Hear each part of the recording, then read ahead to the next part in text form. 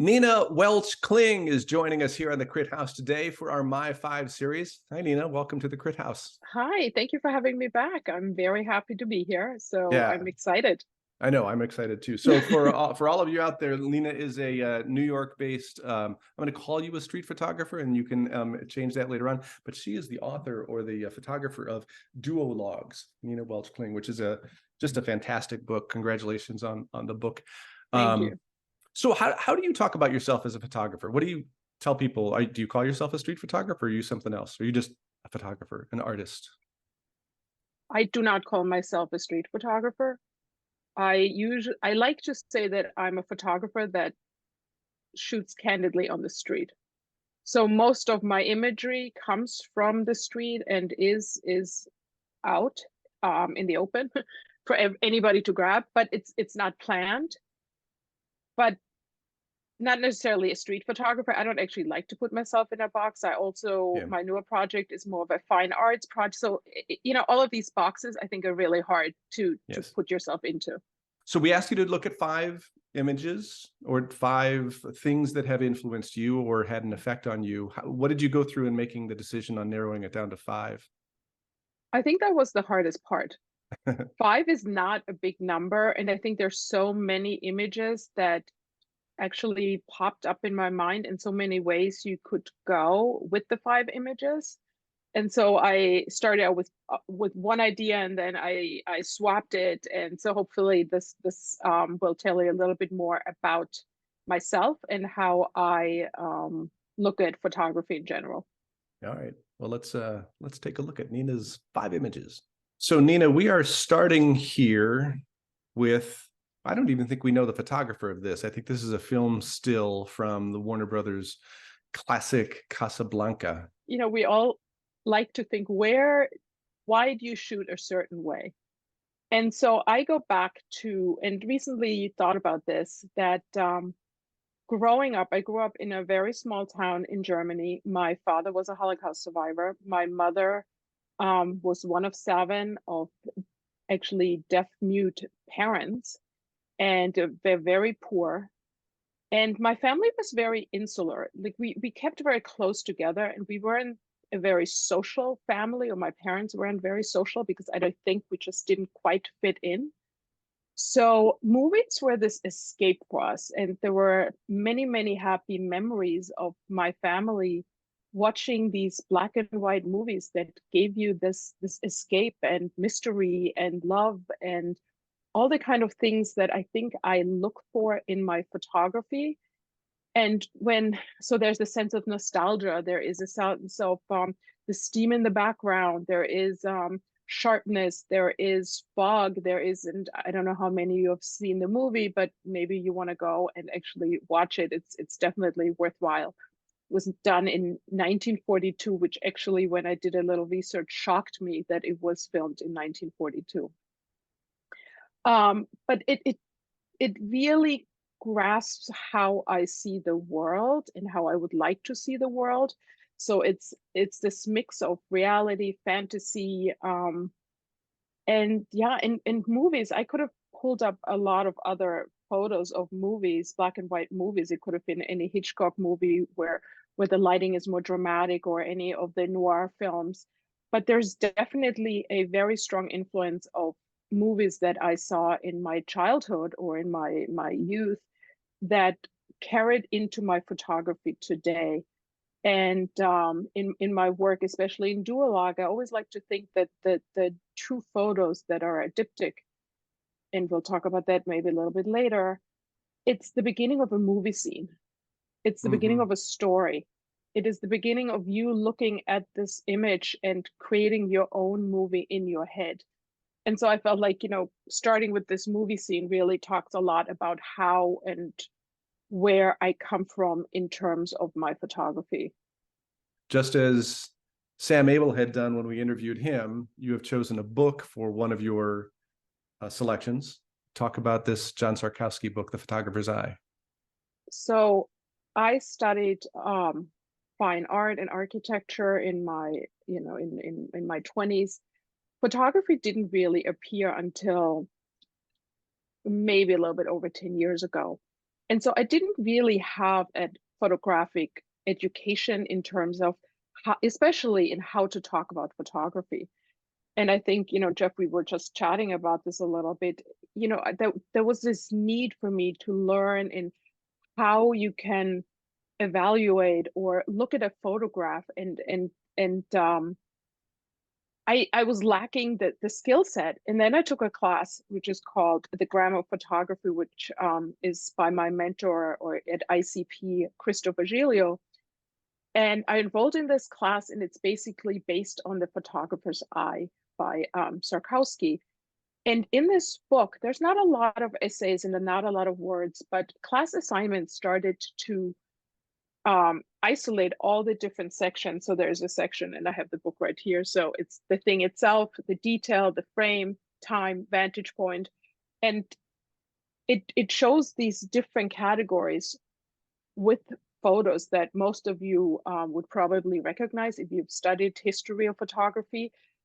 I felt like it was a deep dive for me into how to have a conversation about photography. And it opened up a very different way of even looking at my own work and how to critically look at my work. And I mean, I'd like to always say that when I started, when there was something going into the frame, some kind of weird edge or some detail from the side, I tend to remove it in Photoshop 10 years ago. And now I'm like, oh my God, this is so exciting. There's a hand coming in. So the way my photography evolved and how my frames evolved has very much to do with this class and with the book, and how I learned to look at other people's work. And so to me, this was really eye-opening. Your third image, the great Diane Arbus. So of course, then looking at female photographers is very important as a female photographer.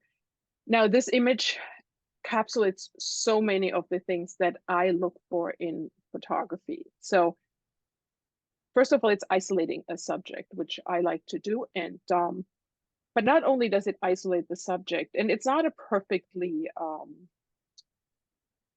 it's like the whites are blown out, so technically it's not a perfect photograph in the lower right, like you lose kind of the details in the highlights.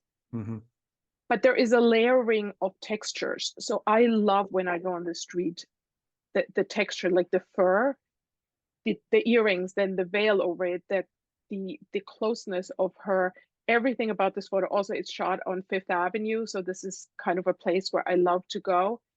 And there's also the aspect of growing up in Germany.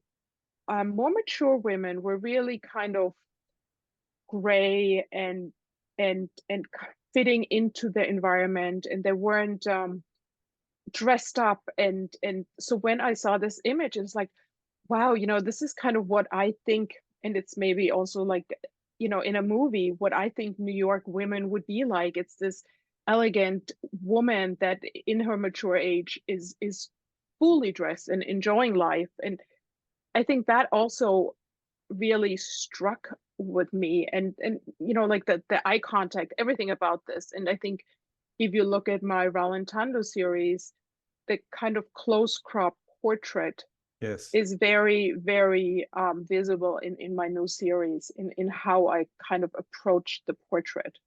So this one I love because this is an image this is how I see on the street. This is K Metzger.